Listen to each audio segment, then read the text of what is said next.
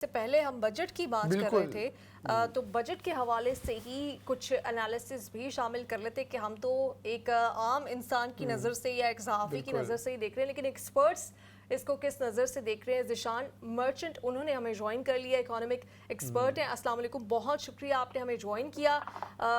सबसे पहले आपने इस बजट को फॉलो किया, आपकी नज़र में ये कितना आवाम दोस्त है, सबसे ज़्यादा फ़ायदा किस इंडस्ट्री को हो रहा है, सबसे ज़्यादा नुकसान कहाँ पे आपको दिख रहा है इसमें, आपकी फाइंडिंग्स या आपका एनालिसिस क्या कहता है?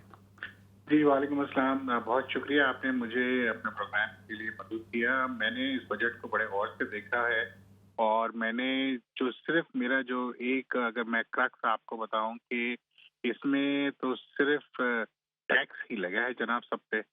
कोई दोस्ती अवाम के साथ तो नजर नहीं आ रही मुझे।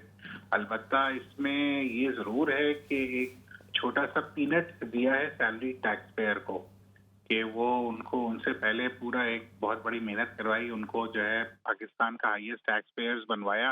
क्योंकि ऐसा अगर आप देखें तो सैलरी टैक्स पेयर जो है वो पाकिस्तान में सबसे ज्यादा कंट्रीब्यूशन कर रहा है इंपोर्टर्स के बाद। अगर आप या मैन्युफैक्चर लार्ज स्केल मैन्युफैक्चरर्स को हटा दें तो उसके बाद जो अगर जो टैक्स कलेक्शन में जो सबसे ज्यादा कंट्रीब्यूशन है वो है सैलरी टैक्स पेयर की। अगर आप उसका कंपैरिजन करते हैं पाकिस्तान के उन लोगों से कि जिनको पाकिस्तान का कैश काउ कहा जाता है, जो कि एक्सपोर्टर सेक्टर है, यानी एक्सपोर्टर जिनको हम कहते हैं, तो एक्सपोर्ट की कंट्रीब्यूशन से कोई 4 गुना ज्यादा सैलरी टैक्स पेयर्स जो हैं इस वक्त टैक्स दे रहे हैं। हमने बड़ा सुना था कि इस बजट से पहले कि बहुत ज्यादा जो है सैलरी टैक्स पेयर्स के लिए सोचा जा रहा है और उनको रिलीफ दिया जाएगा।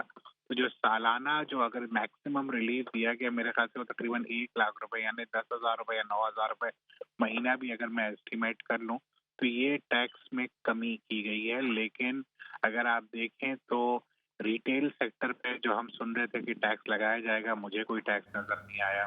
एक अच्छी चीज जो बजट में इन्होंने की है, जो कि गलती पहले की थी और उसको अब दुरुस्त किया है, वो अपील के प्रोसीजर को जो है वापस से हमने इन्होंने रिवर्स कर दिया उसी शक्ल में जैसे वो पहले था।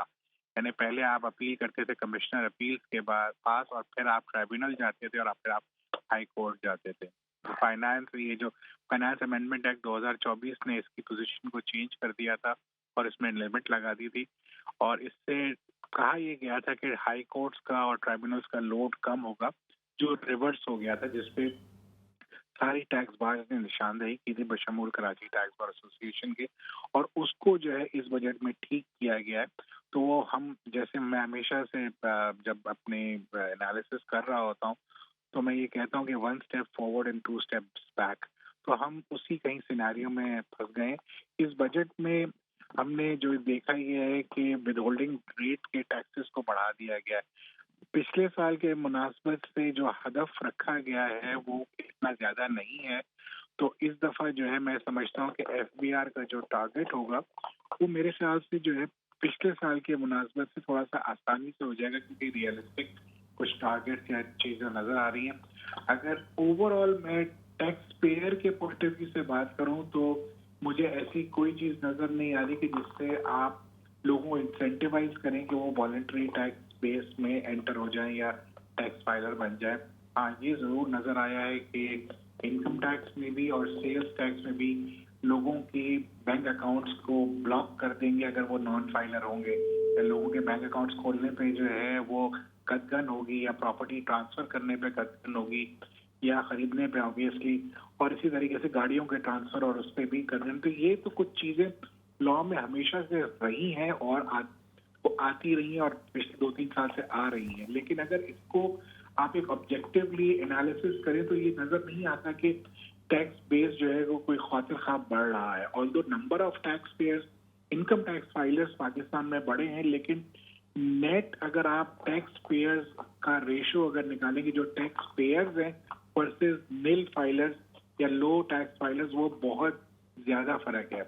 एक अंदाजे के मुताबिक पाकिस्तान में जो है कोई 2,000 लोग जो है वो 80% टैक्स पाकिस्तान का देते हैं, और जो तकरीबन बाकी के 5.8 मिलियन लोग हैं, 5.9 मिलियन लोग हैं, वो बाकी का 20% देते हैं। तो हमें एनालिसिस ये करना चाहिए कि किस तरीके से जो है लोग वॉलंटरी टैक्स सिस्टम में आएंगे और वो उसी वक्त हो सकता है कि जब आप टैक्स रेट्स को कम करें। इस वक्त एक इंडिविजुअल बिजनेसमैन पे और एक पार्टनरशिप कंसर्न पे अगर वो 1 करोड़ यानी महाना अगर वो 9 लाख रुपए कमाता है और सालाना 1 करोड़ रुपए से ज्यादा कमाता है, तो इस वक्त उसके ऊपर तकरीबन 50% टैक्स है।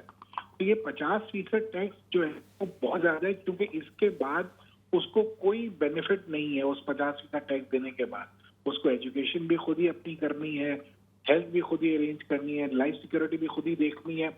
ये सारे कॉस्ट ऐड होते हैं। तो ये इस वक्त जो टैक्स रेट या जो पाकिस्तान का जो टैक्स निज़ाम है, इसमें हम समझ रहे थे कि इस साल में कुछ ऐसी चेंजेस आएंगी कि जो इंसेंटिवाइज करेंगी।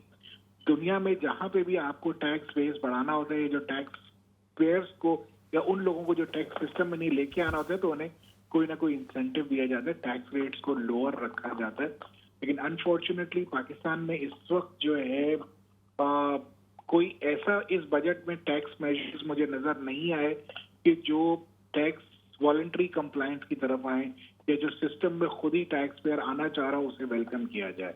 अलबत्ता पेनल्टीज में इजाफा हुआ है, अलबत्ता जो है नॉन फाइलर्स के ऊपर कुछ चीजों को स्ट्रिक्ट किया गया।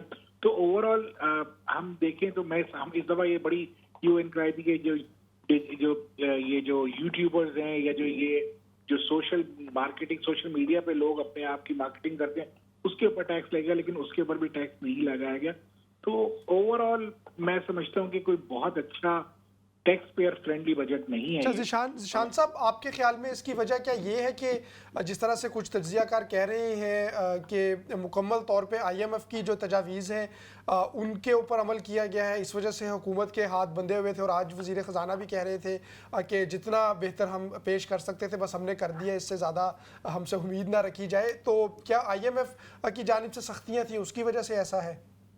देखिए, मैं अगेन आपको एक ऑब्जेक्टिव एनालिसिस देता हूँ इसमें। IMF ये नहीं कहता कि इस पे टैक्स लगा दो या उस पे टैक्स खत्म कर दो। IMF ये कहता है कि जी इतना रेवेन्यू आपने साल का कमाना है। वो किस तनासब से होता है? वो होता है कि आपके जो सालाना खर्चे हैं, इस वक्त आपके जो बजट में जो खर्चे आपने एक्सपेंडिचर साइड है उस पे कोई कमी नहीं की। आपका 18 ट्रिलियन का जो है से ज्यादा का जो है वो एक्सपेंस का बजट है।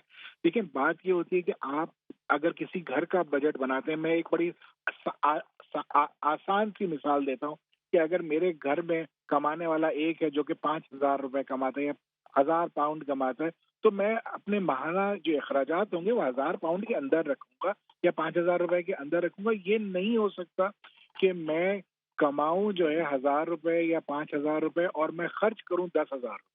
यानी 10,000 रुपए खर्च करने का मकसद ये कि मुझे 5,000 रुपए या तो बैंक से बोरो करने पड़ेंगे या कोई और मीन्स को पैदा करना पड़ेगा। तो ये एक मुल्क का बजट भी ऐसे ही बनता है। इस तक हमारे मुल्क में अगर आप बजट का आउटले देखें तो वो 18,000 ट्रिलियन का है, जिसमें से तकरीबन 13-14,000 ट्रिलियन हम टैक्स रेवेन्यू से कलेक्ट करेंगे और बाकी फाइनेंसिंग होगी। तो इसका मतलब है कि हम डे 1 पे नेगेटिव बजट पे हैं इस वक्त। क्वेश्चन ये है कि क्या नेगेटिव बजट से हम आगे तरक्की कर सकते हैं? हमने गो के इस साल जो है वो क्या थोड़ा सा हमारा करंट अकाउंट सरप्लस रहा $1.9 बिलियन का। लेकिन क्वेश्चन ये है कि हमारा इस वक्त NSR बहुत ज्यादा जो है वो रेमिटेंसेस के ऊपर और एक्सपोर्ट प्रोसीड्स के ऊपर है। लेकिन हम इस वक्त कोई ऐसे out of the box measures नहीं ले रहे कि जिससे जो है हम अपने सरप्लस को बढ़ा सकें। हमें इस वक्त करना ये चाहिए कि हमें अपने अगर रेवेन्यूज हम बढ़ा नहीं पा रहे तो हमें अपने एक्सपेंसेस को कम करना पड़ेगा। हमें एक्सपेंडिचर साइड को बहुत ज्यादा देखना पड़ेगा, उन साइड्स को जहां पे कदम लग सकती है। हम डिफेंस के ऊपर जो 20% तकरीबन बढ़ा है वो ठीक है, उसमें कोई वो दो राय नहीं है।